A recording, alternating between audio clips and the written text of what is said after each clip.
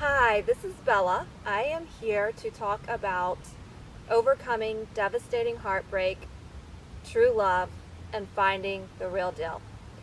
I do not have a mic on today, so I hope you can hear me okay. Usually one of the very first things everyone notices about me is you're very beautiful. I've walked into rooms before and everyone just falls silent. And then they notice my personality and my red hair.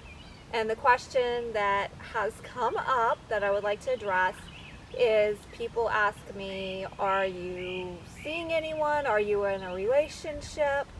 And why aren't you married? And do you want to be? The thing is, I haven't been able to date over the years and be on the dating scene to find the right guy like I wanted to. And then in 2020, I met this really great guy from Arizona. And we had our first date when he was on the East Coast. And it was a magical date. Neither one of us wanted it to end. And from that very first date, we realized we were on the same page with a lot of things, even though it was a case of opposites attract. And the more and more we started talking, we found out we had more and more in common, even to the point of having, over a period of time, we found out that we had the exact same customized ringtones. That just really blew us away when we found out we had the exact same ringtones. The only difference was it was from two different orchestras. We found out that we were also both multifaceted, meaning we had a lot of knowledge on many, many different subjects and interests. And that's really hard to find these days. So we really valued each other from day one and the first week going on. After he got back on, before the first date ended, he told me something that was very special to me. He said, whenever you get home, call me, let me know that you're home safely. And I did. And then we just started talking more and more. The next day, he had to finish and make his journey to Charleston, South Carolina, where he would be training with his career to go into United States Customs. And on the way, he was going with a friend that had the exact same career goals. And his friend said, "You seem different," and it was in a very good way. And he replied, "Dude, I think I met my future wife." And he told me that. I was like, okay, this guy really likes me as much as I am starting to like him. And from there, we just hit it off in a good way. Whenever he arrived at the training facility, he called me and he said, I have some bad news. I had to sign a paper to go on with my career. I cannot leave the premises because of COVID.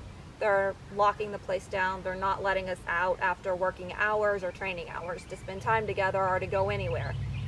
And I thought at that point, you know what, it's worth it, because it's only for a duration of time, and when you really like and love someone, you stay with them. And I wanted to see where things were going to go. Well, we ended up talking a lot by phone, texting, and on occasion FaceTiming, and it was really just great to be that connected. The phone calls were so much, and we're on the phone so much together. You can hear a little traffic going by, so hopefully it's not drowning me out. It was like we both said, within 3 days we had 2 weeks plus of dates. And within the first week, he asked me to become his girlfriend, and I was just so happy, and he was happy, because in the relationship, he said, I can talk to you about basically anything. And I felt the same way, was feeling that way. And he said, you make me laugh, and there's just joy. He said, I don't feel anything holding me back like in other situations where I've dated people. And I completely agreed. I knew exactly what he was talking about. So all of those phone conversations and everything. We finally were able to see each other with what they called a drop-off in the parking lot outside the guard gate. And he ended up sneaking me into his 2016 Dodge Hellcat. And I'm more of a Bentley classic cars type of gal. I do like cars. That's one of my many interests. And over that period of time, became like, okay, I'm getting attached to this car, and I can understand why he loves this car and likes it. And pretty soon I was feeling the same way, because a lot of our courtship and meetings happened in the Hellcat, and we actually had a set of jokes with that. But anyway, back to what happened and transpired. So they even locked it down more, the facility, whenever they had a really bad COVID outbreak. So I would send him a care package, and my mom contributed too. And that was after we became engaged, and because, you know, this is going to be family now. And my engagement ring that he was talking about, we were looking at it on, you know, through text, and the second one he showed me, I was like, that's it, that's the one. And he said, when I get my next bonus, that's when I'll get your ring, and it'll be a surprise how I propose to you officially. And so then we started planning in a location and a venue. Do we want East Coast or do we want West Coast? And we had locations picked out in both, but we were just like kind of, I was leaning toward, and I know he was too, the East Coast venue. And anyway, so all of that was going on, and then the last time I saw him in Charleston area was right before he had to go in for training in Brunswick for the last leg of training. And I told him, I said, I'll be waiting for you, and he said, I'll be ready. So he arrives in Brunswick, and he lets me know he made it safely, and the phone calls and everything. And then a while into the training, he just started becoming distant, and I couldn't understand why he was becoming distant. And the I love you stopped on the phone, you know, the little text messages with I love you in it stopped, and I was like, what's going on? And we would still have our conversations, and then I was wondering if something else was going on that I didn't know about, and I kind of had that gut feeling it was. So I told him, I was like, you know, if it's going to break my heart if there's something seriously wrong. And I texted him, I told him, I said, don't worry about me, just concentrate on your studies right now. And that really got him thinking, and he's like, I'm really worried about, you know, I'm calling you. So he called, and we talked, and he still wanted me to be his girl, and everything was still on. And I was just like so looking forward to the future. And, you know, eventually, because, you know, it's how life goes, I was going to move to Arizona, and because that was going to be my new home, and I was so looking forward to it because his family's big for both of us. We had already planned out to how many children we were going to have, how their education was going to be, and his parents would be our neighbors because they have inherited this land for many generations, and they have a small cattle ranch. So I'm like, oh great, this is wonderful, because he's a cowboy on the side. He grew up with that. And then we also talked about how, you know, we're like the yin and yang with each other. We have our interests and our hobbies that we were going to do together, and the ones we would do separately. And we also basically just were like really excited about our careers also. And I was just looking forward to just being under a starlit, moonlit sky with no light pollution, and being able to enjoy the evenings in Arizona and the rainy season, because I'm a girl who likes my humidity. And also we talked about, so we wouldn't be so isolated, we would have our trips to the city and travel a lot. That was big on both of our lists. I'm the type who has to have a balance of city and country. I can't go without either one of them. And when it comes down to it, I would prefer to live like in the country or on a ranch, and then go into the city, you know, be able to still go into the city on a regular basis. I have to have that balance. Because I enjoy both worlds, but when it comes down to the end of the day, where I want to be at is enjoying just nature and family and friends and entertaining. So back to Brunswick, I had a trip planned to go to Florida. I was finally going to be able to make it back, and I decided, and the guy I was engaged to decided that, we could meet in the parking lot for a drop off, and he needed gas also. They would not let them off the premises to get gas, to go to church. If there was a hurricane coming, they didn't care. You could not leave, but yet they let the instructors and the work that was contracted out, they could go and come as they pleased. So it was an odd thing, and he was also in the longest CBP class for training in the history of CBP. So whenever we met, we were just really happy to see each other, but I knew something wasn't right. I could just sense it, because he just seemed like nervous or tired or something. And that's when he told me that they had to have mandatory meetings with a chaplain. And they were wanting to find out, and had to find out, his past relationships and his present relationships romantically. And I think that stirred a lot of emotions and stuff up, and I don't understand why something that personal they had to get into the details with. I just find that kind of disrespectful to people in general. If they want to talk about it, that's one thing, but no one should ever be forced to talk about something that they really don't want to. Or they should have options. So anyway, he told me that, and then he just said too, he's like, I think we're moving too fast and want to call off the engagement. And that just rattled me and broke my heart to a point, but I was like, okay, if we're still together, that's fine. If you want to back up, I'm still going to support you. Because also too, a lot of the guys were what they call jumping the fence. They decided to opt out of the training because it wasn't for them. And I told him too, over the period of time, if you want to jump the fence, I'm going to support you. If you want to stay in and see this thing through, I'm going to support you no matter what. I'm going to be here for you, because there was something that was going on with me, and he supported me through it. It was having severe attacks of hyperhidrosis on my hands and feet, and he just really was supportive and loving and caring, and the attacks ended. That really horrible span did.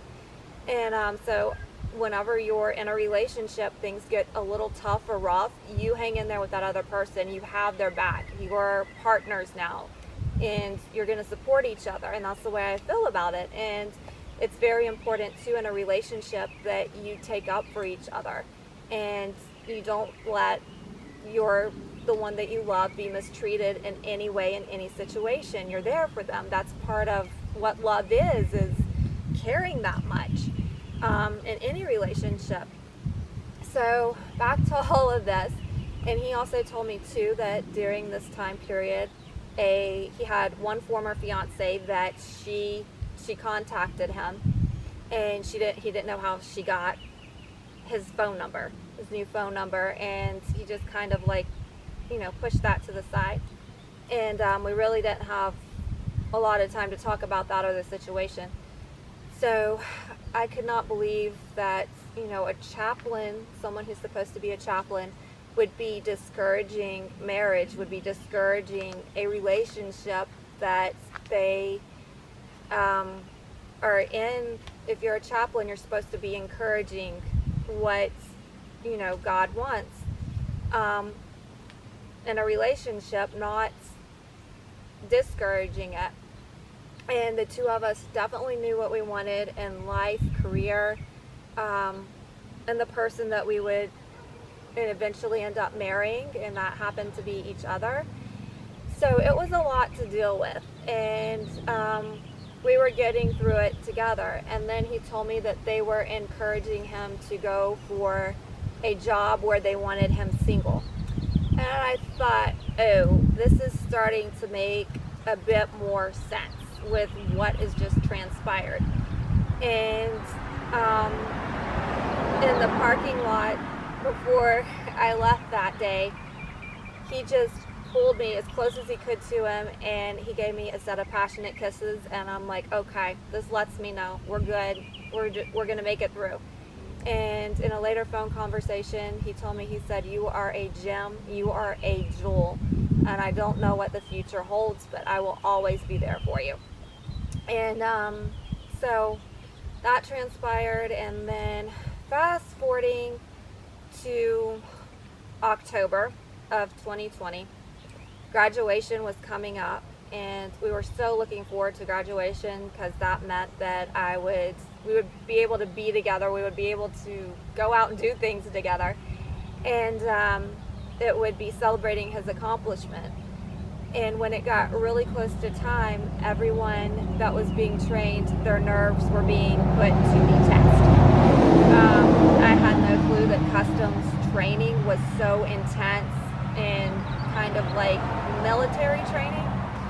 And in fact, going back to September, when September of 2020, a friend I talked to that she has friends or she knows someone that things have happened to that have been in the military. And part of the training it's just really odd how it all happens from what I found out.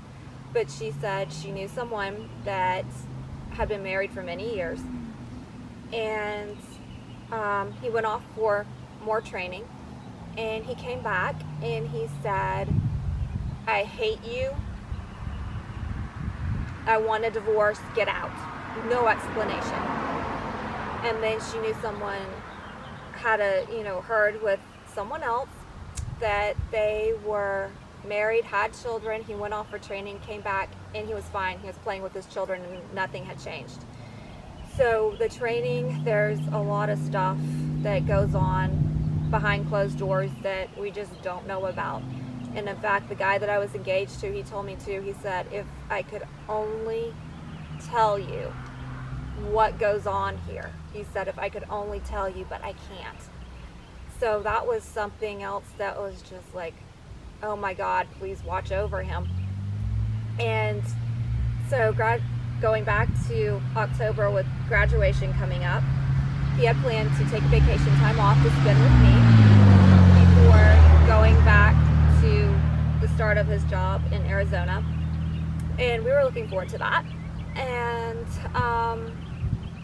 in the conversation over the phone, he said it went through for the other job. I can't be in a relationship for 1.5 to 2 years. And I told him, I said, I will wait for you. You're worth the wait. And that would mean like us still communicating and everything and making sure we're still on the same page. And he also told me that in another conversation, I already knew that his mom had waited many years for his father. So I was like, okay, his family understands too, all of that.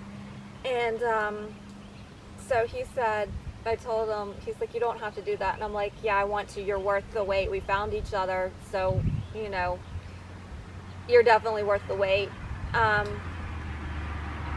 then I told him, I said, I know some faith-filled ladies that are praying for you. You don't have a chance. And he laughed and he said, so that's how it is. So after they would not give him the vacation time off, also, he ended up having to go back to Arizona. He only had 3 days to drive through a hurricane and be back. And he did not even take the time out to meet me for 5 minutes after graduation. I asked for 20 to 10, but I was like, okay, there's probably going to be some compromising with the length of time. And he wouldn't even meet with me for 5 minutes before he had to start the journey back across country to be back at for work. And that really hurt. That really hurt a lot and was a big letdown, because when you are with someone through such a long haul, you want to run towards that person whenever you are out of that situation and just hang on to them and not let go. One of the other cars going by, and another one's coming. that influenced me with that was a movie that I watched many years ago once. It was a Hallmark Hall of Fame movie called In Love and War, and it happened during World War II.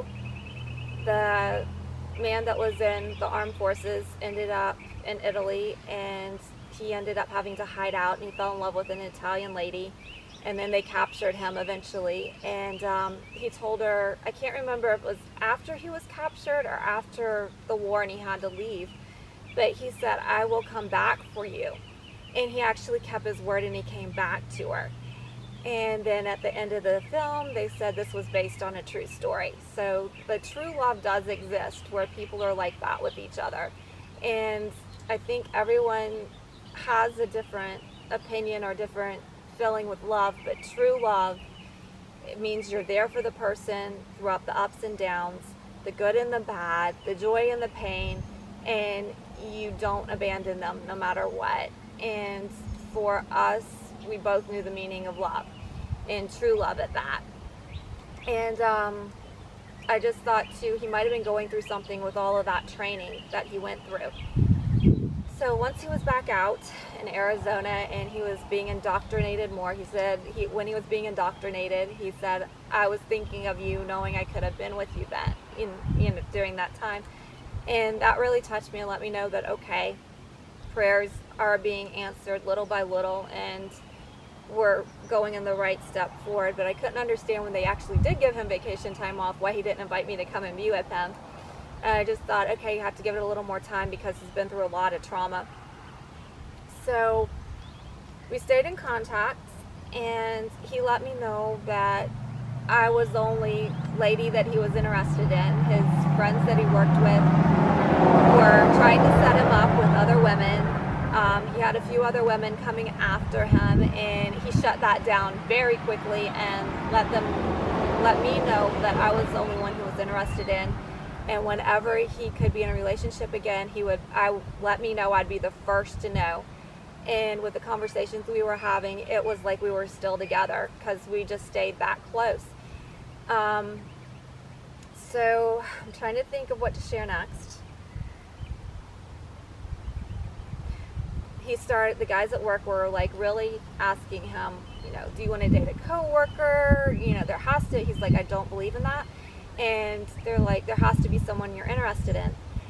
And he said, yeah, there actually is. So he was showing his coworkers my photos, and he said he would show them to them, and then they would just be quiet about the subject altogether. And that was in February of 2021.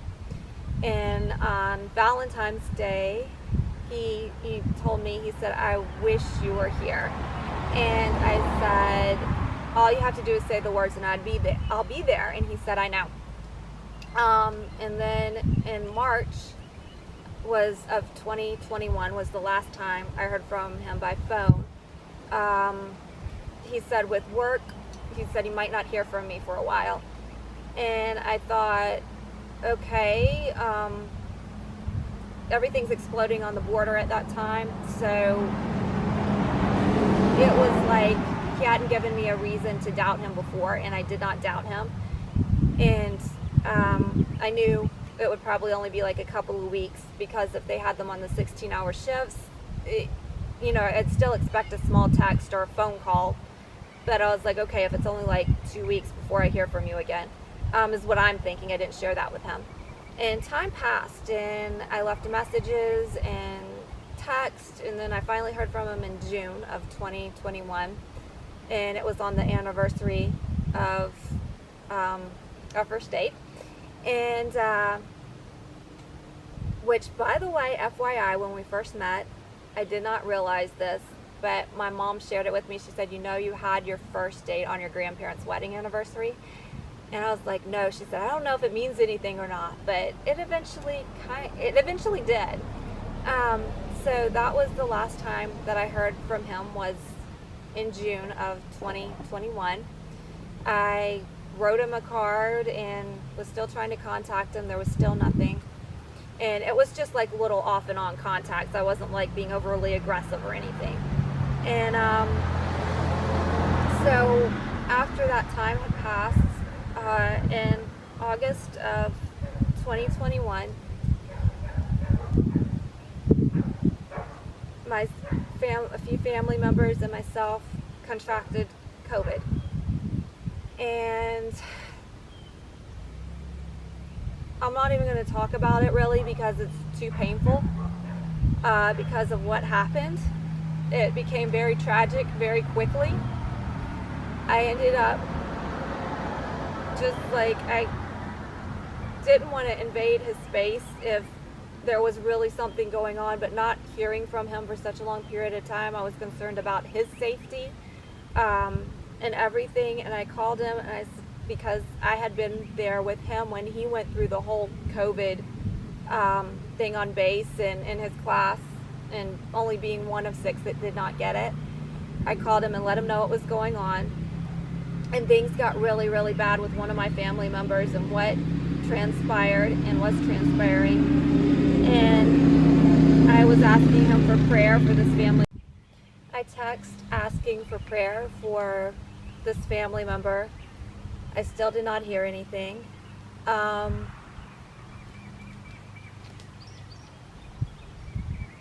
I also knew too that from, just knowing him, he had 2 years of pre-med before he decided to change degrees.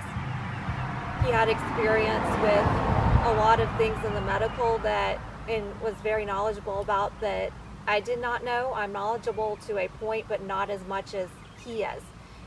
And I knew I don't want to say his name to protect his privacy, even though with what transpires, I'm sure you're going to say why.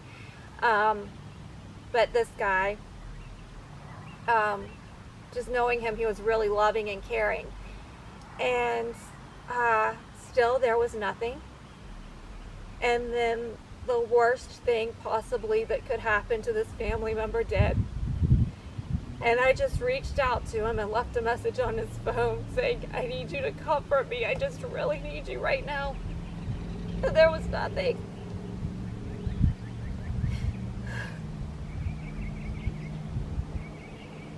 So, to get my composure.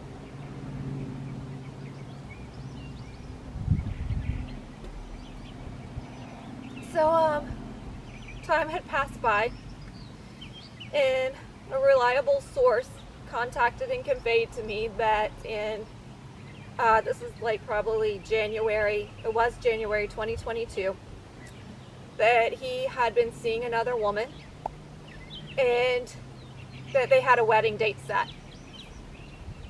And I just was in shock and hurt, and my heart just completely shattered more because of this guy had so many prayers that were answered for him, and my prayers were starting to be answered, and it went from just everything being great to just like shattering and like, who is this person now? I don't understand. And whenever you're in a situation like that, it takes a very strong support group, even if you are a very strong person. And especially like being from the South, mom's the one who just becomes your strength and your number one supporter. And then you have the rest of your family members and your friends that truly understand what love is, that gets you through it, along with lots and lots and lots of prayer. And I'll remember what my mom said to me prior to a lot of things happening. It was kind of, when I say a lot of things happening, it was somewhere in between everything that was going on after he ended up going back to Arizona. She said, I don't think that God is finished with him yet. He's going through something. He's going to come back to you and be so sorry for what he's done to you, and he's not going to let go. And then she continued and said, for some reason, if he doesn't, God has one heck of a guy out there for you. So now it is late spring 2022, and I am ready to find true love, someone that is that one heck of a guy. whether his career choice is in customs, or he's a cowboy, or a fashion designer that goes hunting and shooting on the side for a hobby, or you could even be a country singer. I don't know, or a professional athlete. But I just want to say keep the faith, and I'm keeping the faith, and I know that one day we're going to meet. I don't know if you're watching now or if one of your friends or family members are, or one day our paths are just going to cross and it will just unfold from there. So that's my heart to heart. And I would have loved to have shared more, but because of time, restraints, I can't, and I hope I didn't babble on too much, but that's the heart to heart, and it wraps it up with overcoming devastating heartbreak, finding true love, and the real deal.